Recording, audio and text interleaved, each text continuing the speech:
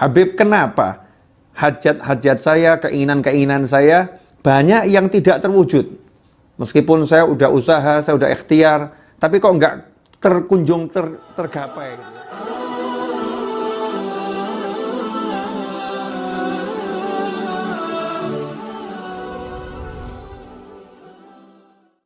Assalamualaikum warahmatullahi wabarakatuh.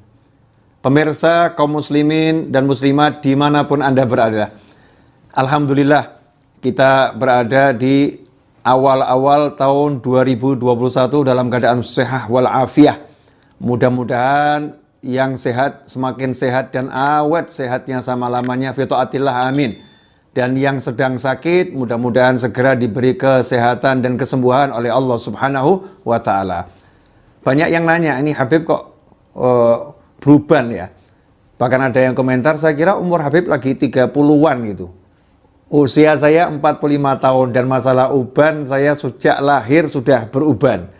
Kata ibu saya begitu lahir saya udah ada ubannya. Nah, ini belum disemir coklat tua sehingga warna putihnya menonjol. Insya Allah nanti kalau udah pengen saya semir.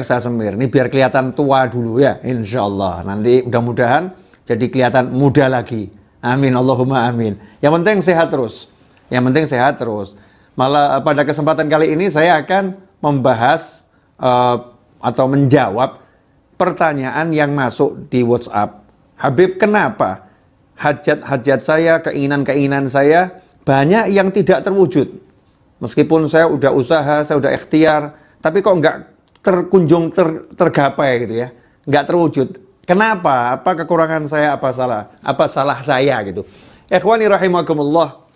Yang penting tuh nomor satu, jangan pernah berprasangka buruk kepada Allah Subhanahu wa Ta'ala. Selalulah berprasangka baik kepada Allah Ta'ala dan berprasangka baik kepada diri kita sendiri. Ya, dan berprasangka baik kepada orang lain. Jadi apa yang udah kita usahakan dengan baik, nggak akan sia-sia. Apa yang kita usahakan dengan baik, tidak akan sia-sia. Semuanya itu akan bawa manfaat untuk dunia dan akhirat. Amin, Allahumma amin. Lantas kenapa setelah usaha, setelah ikhtiar, kok masih ada ya hajat-hajat yang belum terwujud? Hajat-hajat yang belum tergapai. Ikhwani rahimakumullah, jangan lupa husnudzon terus, prasangka baik. Kata Allah Ta'ala dalam hadits qudsi, ana 'inda dhanni 'abdi bi falyadhunna bima syaa'. Jadi apapun masalahnya, jangan pernah berprasangka buruk, jangan pernah berpikir buruk tentang Allah Subhanahu wa Ta'ala. Karena Allah menyatakan, ana 'inda dhanni 'abdi bi, aku sesuai dengan prasangka hambaku, falyadhunna bima syaa'. Karena itu terserah dia mau prasangka apa tentang aku.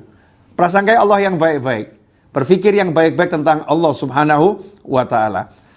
Dalam sebuah hadis yang diriwayatkan oleh Imam Ahmad, Rasulullah Shallallahu Alaihi Wasallam pernah menyatakan, Innallaha yahmi abdahul mu'mina minad dunya wa huwa yuhibbuhu kama tahmuna maridhakum at-ta'ama wasyarab takhafuna alaih.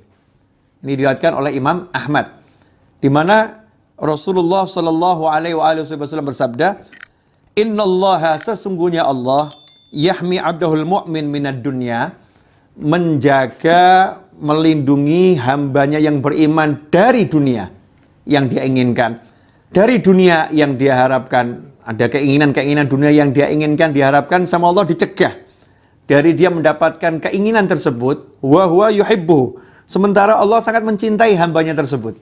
Sementara Allah sangat mencintai hambanya yang beriman tersebut. Kenapa itu dilakukan oleh Allah Subhanahu wa Ta'ala? Kama tahmuna maridhakum, diberi contoh oleh Nabi Muhammad SAW. Hal itu sebagaimana kalian mencegah, melindungi maridhakum, orang yang sakit di antara kalian, at-ta'am wasyarab, dari makanan dan minuman tertentu, takhafuna alaih, karena kalian mengkhawatirkan kondisinya. Jadi kalau ada kerabat yang sedang sakit, teman sedang sakit, orang yang kita sayangi sedang sakit, kalau dia menginginkan makanan dan minuman, sementara makanan dan minuman tersebut, kalau dimakan, diminum, memperburuk keadaannya, membuat dia semakin sakit. Maka sebagai orang yang sayang, tentu kita akan menjauhkan makanan dan minuman tersebut dari saudara kita yang sedang sakit.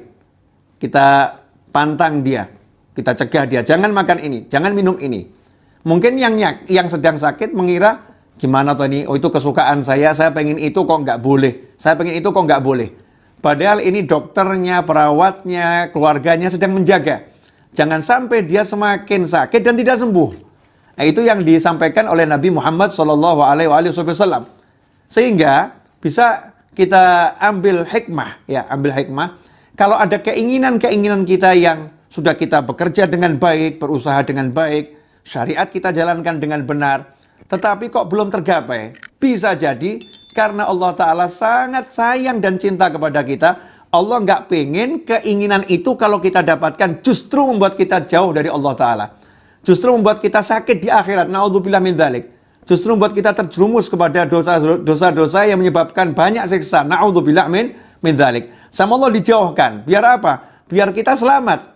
Biar kita masuk surganya Allah Ta'ala. Biar kita bahagia di dunia, bahagia di akhirat. Ikhwani rahimakumullah. Karena itu, kalau ada keinginan-keinginan kita yang belum terwujud, ada beberapa hal yang harus kita lakukan. Yang pertama, berprasangka baiklah kepada Allah Subhanahu wa Ta'ala. Yang kedua, terus kejar, ya, berusaha optimis dengan prasangka baik. Tapi di hati, kalau sampai ini nggak dapat, kalau sampai ini nggak bisa saya gapai, sikap hati kita ini mungkin termasuk yang akan buat saya nggak baik di akhirat. Ini mungkin yang akan membuat saya nggak baik di dunia. Maka sama Allah dijauhkan dari saya. Sehingga tidak pernah kita menyesal atas semua yang kita usahakan di jalannya Allah Subhanahu wa Ta'ala. Ketika cari nafkah, ketika mengejar impian dan lain sebagainya. Terus berpikir positif. Ikhwani rahimakumullah. Mudah-mudahan setelah menyaksikan tayangan ini tidak mengeluh, tidak lagi berputus asa, tapi bersemangat untuk menggapai hajat. Dan kalau ada hajat yang belum tercapai, kita berpikir yang positif. Mungkin itu termasuk hajat yang akan membahayakan kehidupan dunia dan akhirat kita, maka dijauhkan oleh Allah Subhanahu wa Ta'ala dari kita karena cintanya Allah kepada kita. Atau mungkin kitanya yang usahanya kurang kuat, usahanya kurang kenceng, kita perbaiki usaha kita dan kita semakin maksimal dalam mengusahakannya dengan cara-cara yang diridhoi oleh Allah Subhanahu wa Ta'ala. Mudah-mudahan barokah manfaat.